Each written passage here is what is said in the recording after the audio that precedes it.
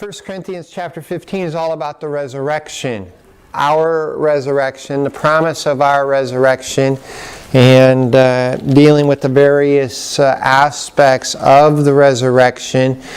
And the very last verse of 1 Corinthians 15, he says, "Therefore, my beloved brethren." The situation in Corinth was there were some people who were saying there is no resurrection. So Paul goes into this very long 58 verses worth of explaining that the gospel is that Christ died for our sins and He rose again. And that's what the Scripture said. He would die, that He would rise again. And He was buried and He rose again. And many people saw Him alive. And if Christ never rose from the dead, then we won't raise from the dead. And if we won't raise from the dead, we're wasting our lives. And it says we are all men most to be pitied.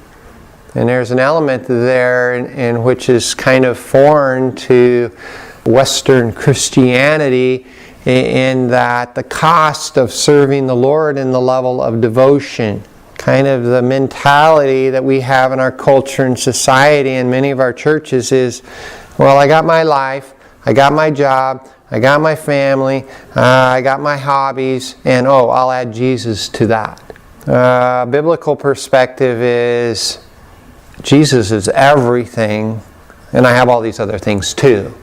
As we serve Jesus, it costs us, and we sacrifice for Him, we suffer for Him, we set aside perhaps worldly pleasures in order to serve Him. And we forego things in this life in order to serve Him. But if there's no resurrection, you're being an idiot. And that's the point. And so he says, because of the resurrection, be steadfast, immovable, abounding always in the work of the Lord, knowing that your toil is not in vain in the Lord. And so we know our toil is not in vain because we know there will be a resurrection. The word here for toil is this arduous, laborious, sweating, exhausting yourself type of word. It's not just work. The normal word for work is this word energy. It's not that word, it's this toil. And the word toil is the word for this labor.